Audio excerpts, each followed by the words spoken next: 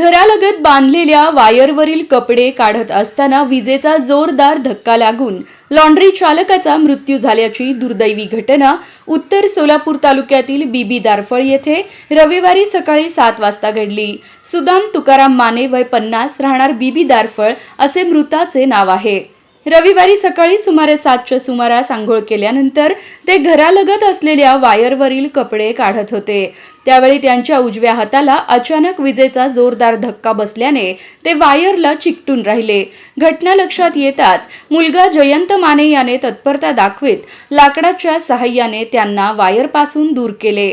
त्यानंतर तातडीने सकाळी 8:30 वाजण्याच्या सुमारास शासकीय रुग्णालयात उपचारासाठी दाखल करण्यात आले। मात्र उपचारांपूर्वीच डॉक्टरांनी त्यांना मृत घोषित केले। या घटनेची नोंद सिव्हिल पोलीस चौकीत झाली आहे। सुदाम माने यांनी गावातच एक टपरी भाड्याने घेतली होती। त्यामध्ये ते कपडे इस्त्री करून स्वतःचा व कुटुंबाचा उदरनिर्वाह करीत होते।